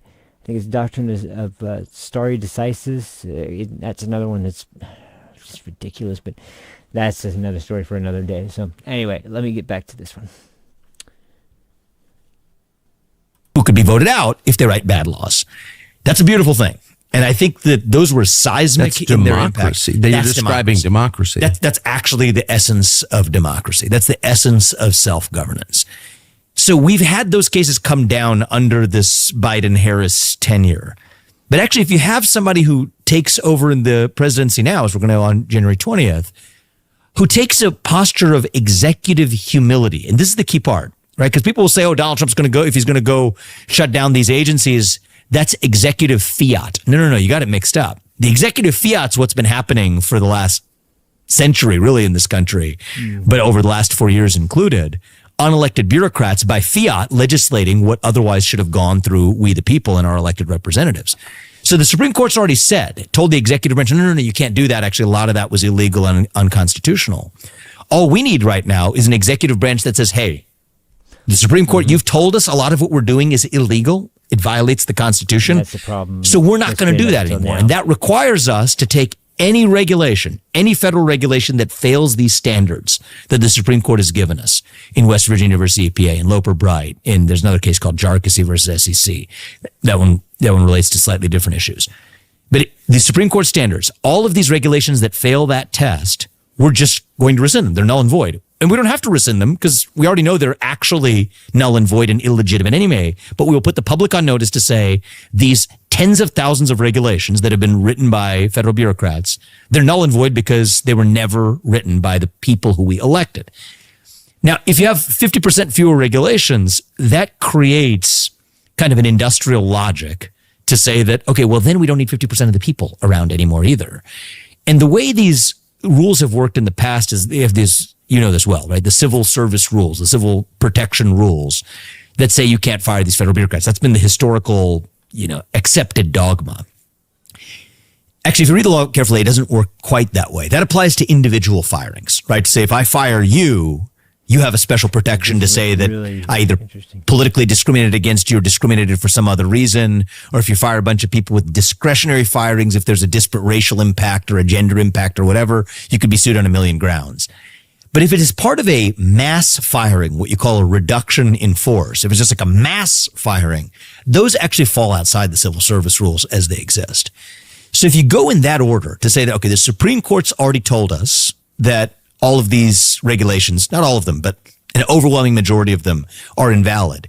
You go straight down that list and say we have 50%, 70%, 80% fewer regulations. Then you look at the 4 million people, civil servants or whatever, and say that, okay, if we have 80% fewer regulations, then we need 80% fewer people to enforce them. That simply makes sense. Then you have the industrial logic for right there under current law, mass downsizing just the scale of the federal government.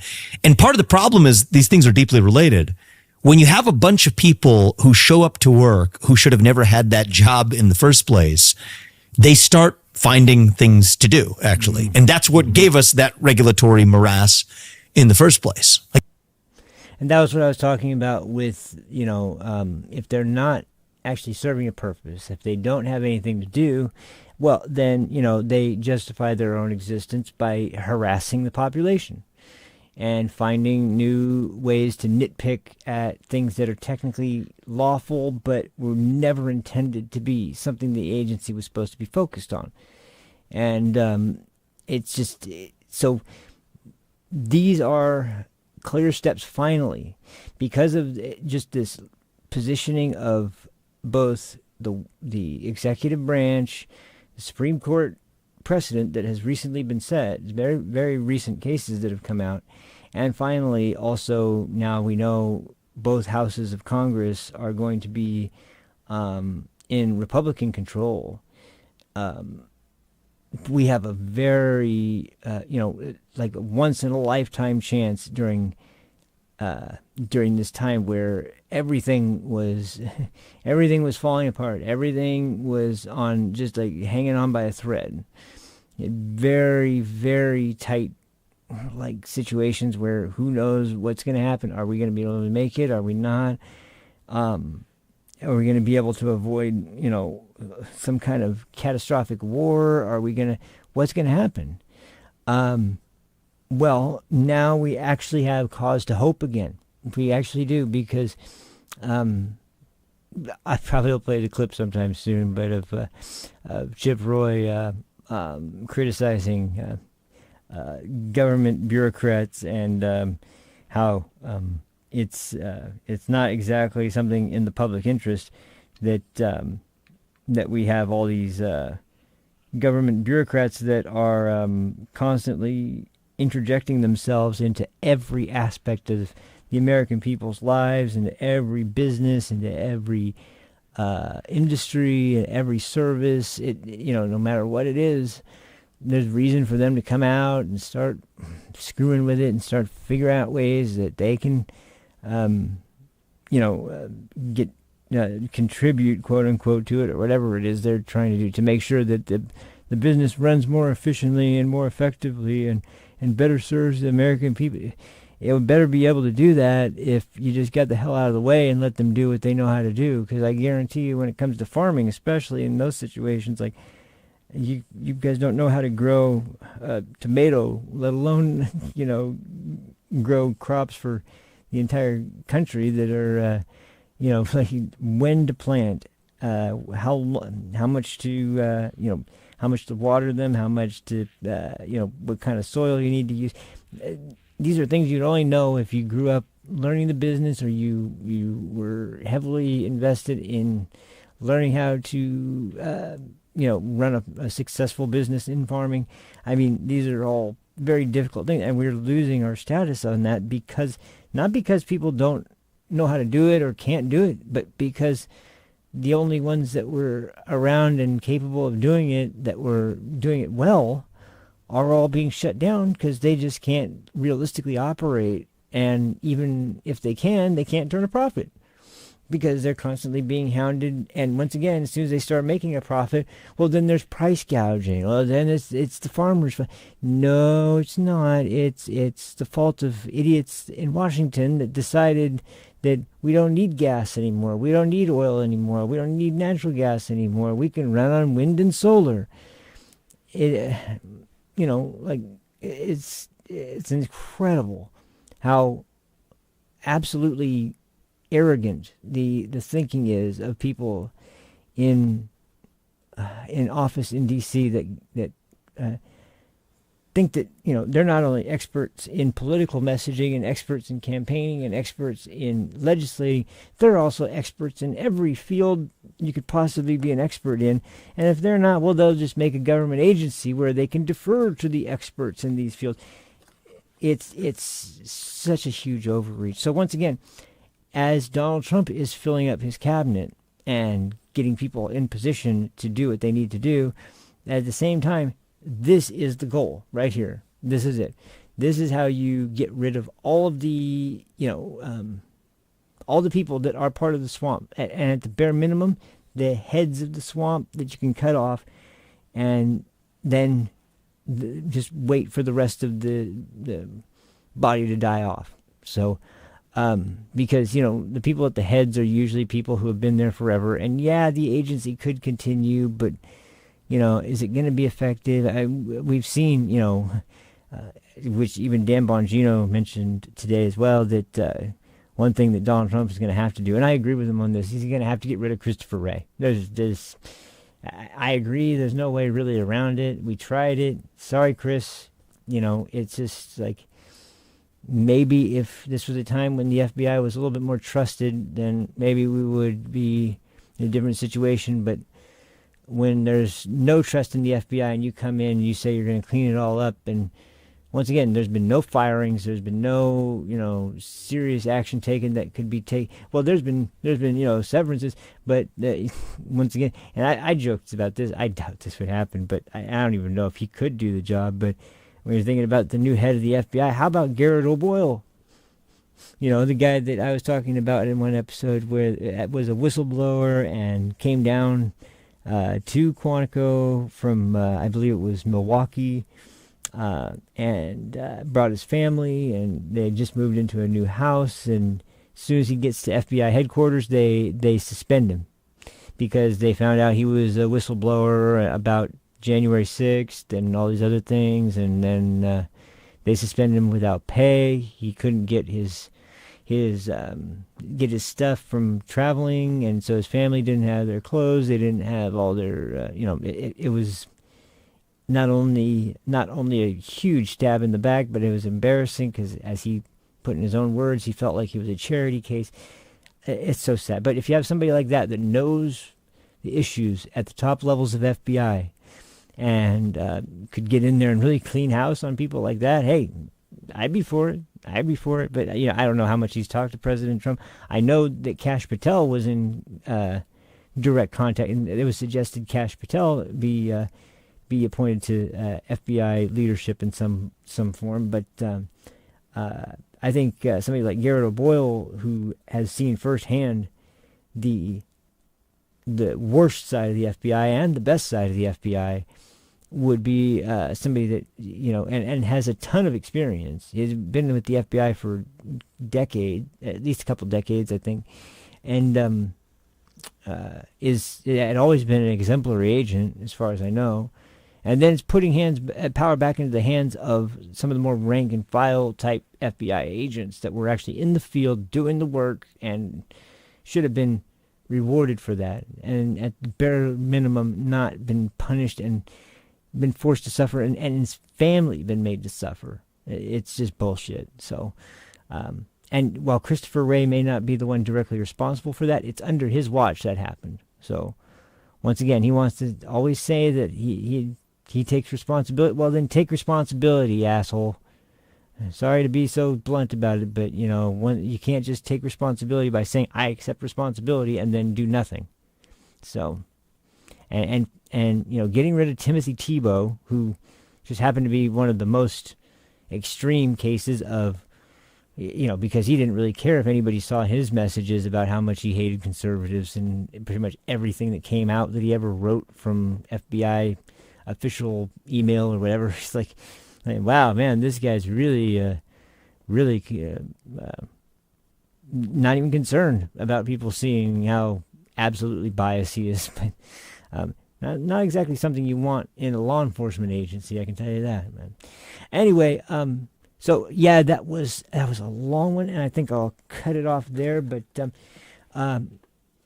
yeah, that's got me really optimistic. All of this has, I'll tell you right now, I don't think I see the full picture as far as like where all this is headed, but I think that what they're doing so far is, I wouldn't have seen it coming, but as I'm seeing it now, I'm very happy. I don't think there's anything they could have done that would have been any better. Definitely not any better moves they could have made for how to handle the transition and how to handle, how exactly are you going to, because don't forget the last time how hard he was prevented from being able to actually fulfill his duties as president, because from day one he was being accused of Russian Russian collusion, and then after that it was the call with Zelensky and quid pro quo and all this other garbage. And it's like, no matter what happened, at every turn they're trying to stop him. And look at how much he got done last time. This time he's preempting all that with this kind of strategy, and I think it's the perfect way to, at the bare minimum, if you're not going to be, if you know these people are against you, they're going to be trying to stop you at every turn, only thing you can do is mitigate that by using their own positions against them, using their own Trump derangement against them, and focusing on how terrible this pick is, how terrible that pick is, so that they're not really paying attention to the moves they're making to ensure that once they get into office, they can hit the ground running and start putting these policies into effect as soon as possible. And executive orders, whatever deals are going to be made within the Congress, and hopefully we'll be seeing some immediate progress, as soon as possible, because he's and people just keep referencing his first term, and it's like, they never reference the fact that, but you can learn a lot from presidency where, the entire time people are trying to destroy your presidency. You could definitely learn a lot and make sure that the next time around it's not going to be so easy. But anyway, that'll do it for me for this session. Thank you guys once again for another fun day. This one was good. I told you it was going to be long, and I thought it would be a little bit more boring, but that turned out to be pretty interesting and pretty fun to talk about. So, thanks again. Man, this has been, I saw the numbers from yesterday once again, and I'm just, every day I'm humbled by this the situation. I will throw this one thing out there. I haven't said this yet, but if you guys can share the videos, or even just recommend people check out the channel if you enjoy it, because I'd love to start seeing, once again, it's not about the tips, or not about money or anything like that at this point. It's not about anything like that. It's just about maybe getting some more eyeballs and seeing if they don't like the show. That's cool. That's great. I just would like to see how people would respond to it, and see if it is the kind of thing that people would be interested in sticking around for, because especially after we get out of this year and this we all knew 2024 was going to be a crazy year because of this election, and we all knew that the election itself, everything leading up to it, from all the court cases to him getting shot in the ear, to Kamala Harris being swapped out from Joe Biden, and it's like, all the stuff they tried to throw at him, even right at the end, and then it all culminates in a landslide victory where he wins the popular vote and the electoral college, flips the Senate, and now we know has flipped the House, and is started with some great great appointees for government positions under his administration this time. And we'll put it this way: it's not going back to what I said yesterday. It's just as much who he's not going to be having come as much as who he is going to be coming in. So as he said before, we won't be seeing Mike Pompeo, but we're seeing Stephen Miller, and we're seeing now we're seeing Marco Rubio. Now we're seeing Elise Stefanik and Tom Holman. We're seeing people like this. So that is most definitely the right kind of people you want to be heading up those agencies, and that's a whole hell of a step up from where we were last time. So thanks again, you guys. I will see you guys again tomorrow for the next episode, and I won't be continuing on this topic, but I'll see what else is going on. There were a couple more things to bring up, and I'm not going to bring up the other. That wouldn't be a whole episode's worth of content, to bring up. I was just mentioning that last Supreme Court sort of doctrine that I thought was relevant, but we're not going there, not yet anyway. But we'll see what plays out, and hopefully, depending on what ends up happening, we'll have more good news. But regardless, whatever the news will be, I'll bring you guys what's most interesting tomorrow. And so thanks again, and I will see you guys then. Until tomorrow, take care of yourselves, have a great afternoon or evening, and I will see you then. Peace. Yeah, I can't read it. There's no words on it. Okay. Sure. There's no words there. To play us out. What does that mean? To play us out. Credits. I don't know what that means. To